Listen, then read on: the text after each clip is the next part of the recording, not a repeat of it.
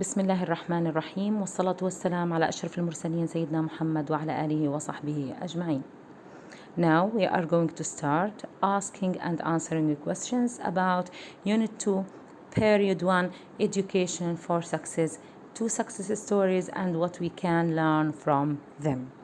Now read paragraph 1 silently to answer these questions. نقرأ اللي هي الفقرة الأولى، طبعا قراءة صامتة لنجيب على هذه الأسئلة. Number 1. What are education ministers who are hoping to improve their school systems do؟ يعني ما الذي يفعله وزراء التعليم الذين يأملون إلى تطوير أنظمتهم التعليمية؟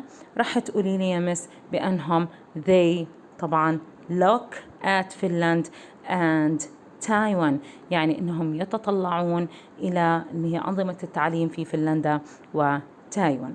طب لو سألتي هذا السؤال بطريقة أخرى وحكينا أنه what are education ministers hoping to do، راح تقولي they are hoping to improve their education or their school systems، يعني انهم يطمعون او يعني يتأملون في تطوير اللي هي انظمتهم، انظمة التعليم لديهم الخاصة بهم. طيب السؤال الثاني يا مس خاص باللي هي فنلند and تايوان. لو أجا سألني وحكى لي السؤال الثاني where is Finland، يعني أو where is Finland located، يعني أين تقع فنلند، راح تكون الإجابة أنه فنلند is a small country in northern Europe، أنه فنلند هي بلدة صغيرة في شمال أوروبا. طيب أو يعني إلى الشمال من أوروبا. طيب لو أجا حكالي what features فنلند، يعني بما تتميز هذه البلد الصغيرة، بما تتميز فنلند، راح أحكي له أنه فنلند طبعا features with a cold climate، يعني تتميز بمناخ ماله بارد and a language hardly anyone else speaks، ولغة يصعب على أي أحد آخر التحدث بها.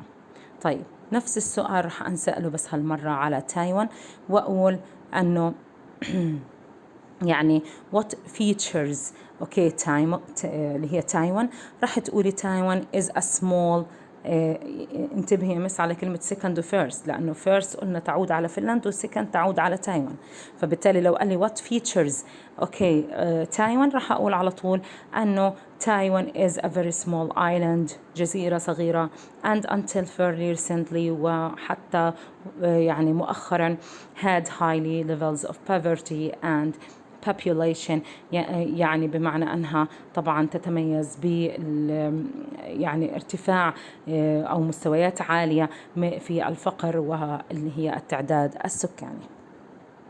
طيب السؤال هلقيته اللي بده يطرح نفسه أيضا what do surveys show؟ what do surveys show؟ يعني ما الذي أظهرته الدراسات طبعا، أو what do surveys recently show، يعني ما الذي أظهرته الدراسات حديثا.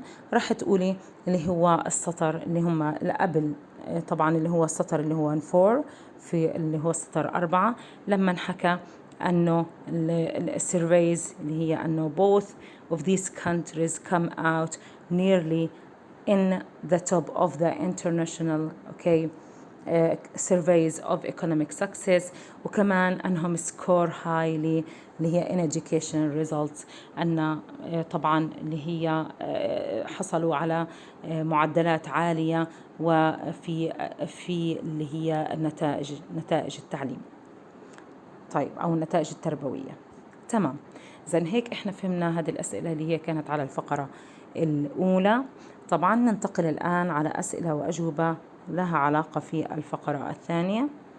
راح نقول هنا what does Finnish Education Minister Tuula Haatainen certainly believe there is، يعني ما الذي تؤمن اللي هي وزيرة التربية والتعليم اللي هي تولا بوجوده.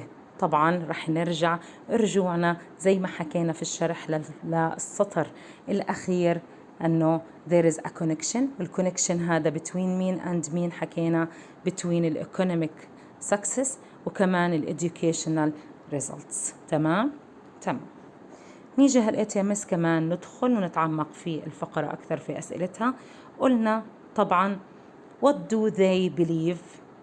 what يعني what do they believe in Finland or what do they believe that they have to do in Finland. يعني ما الذي يؤمنون بأنهم يجب عليهم أن يفعلوه في فنلند. هتلاحظي مس على طول أنه they believe that they have to invest in education، أنهم طبعا يؤمنون بأنهم يجب أن يستثمروا في التعليم. طب why do they believe that they should invest in education? Because what? Because education is the reason for Finland's success. طبعا هذا من وين احنا جبناه، مع انها هي ما حكته بشكل مباشر، جبناه من السطر اللي بعده ضمنيا لما حكى one reason she offers for Finland's success. تمام. يعني بمعنى أنه الانفست in education هو سبب أصلا في النجاح، اللي هو سواء نجاح اقتصادي، نجاح في كل شيء. في وين؟ في فنلندا. تمام. هل لو قلنا what is the reason that she offers for Finland's success؟ يعني ما هو طبعا السبب الذي تقدمه وتقترحه وزيرة التربية تحت التعليم. طبعا شيء احنا قلنا عائد على تولا. تمام. what is the reason that she offers for Finland's success؟ يعني ما هو السبب الذي طبعا تقترحه للنجاح اللي هو فنلند، اللي هي النجاحات اللي حققتها فنلند. راح تكون الإجابة على طول بعدها that students don't begin. طبعا في أكثر يعني من هو في سبب، ولكن السبب له فروع. عندك هنا قالت لنا عدة أشياء. نمبر 1 قالت لنا أنه students don't begin real school until they are 7.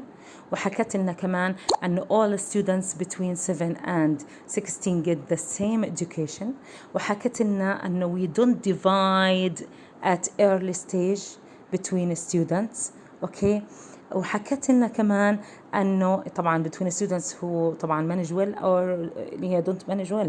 وحكت لنا كمان أنه يعني أنه it's dangerous to divide early students into different educational paths. يعني أعطتنا السبب أنه why why don't they divide at early stages. طيب تمام. يبقى نرجع مرة تانية للسؤال الأخير، لأن أنا دمجت النقطة الأخيرة من ضمن الأسباب.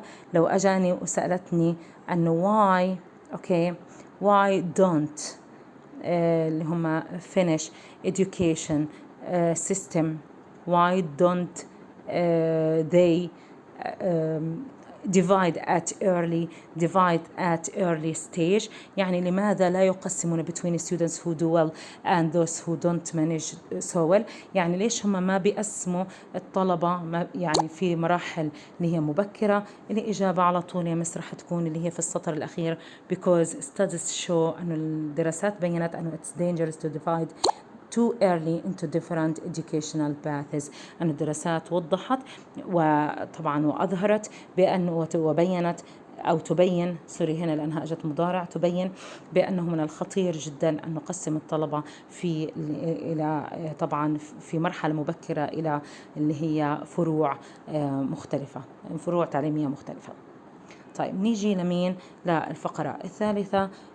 لو هذا الفقرة كمان سألتكم عنها بس بدي أأكد مرة تانية عليها، أنه قلت what are the similarities between اللي هي Finland and Taiwan education system.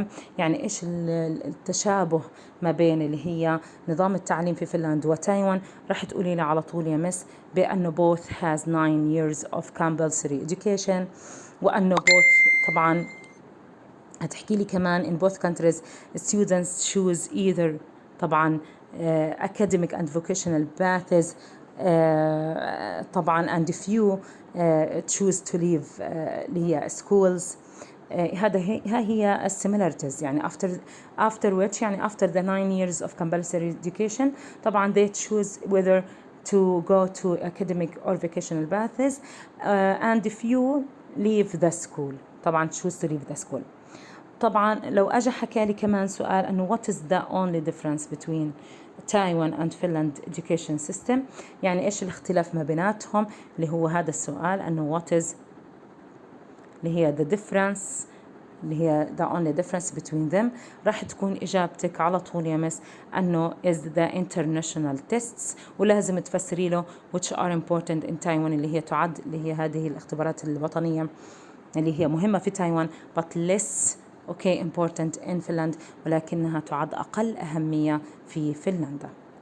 تمام. هلقيتا آخر سؤال أنه can we copy Finland and Taiwan educational systems to our education system? Can we apply the same educational systems in Finland and Taiwan in our countries in our country? Of course not, because why? لأنه هو حكالي طبعا but we can take lessons يعني احنا بنقدر انه ناخد اللي هي دروس. لما قال لي there are surely some lessons يعني في دروس احنا ممكن ناخدها that can be learned يعني ممكن نتعلمها but we should remember that applying one country's system to another isn't simple solution to all problems يعني ما هياش حل طبعا بسيط لجميع المشاكل. So we can't copy the same systems as they are. We should modify, we should think about what can what can be applied and suitable for our country and which we can't apply in our country. والسلام عليكم ورحمة الله وبركاته. انتظروني وجهيا إن شاء الله للحديث عن أو لمناقشة الدرس مرة أخرى ومن ثم answering اللي هي the questions that related to this lesson on page 15. يعني إن شاء الله المرة الجاية رح نراجع طبعا رح نناقش اللي هي الأسئلة الخاصة بالدرس في page 15. والسلام عليكم ورحمة الله وبركاته.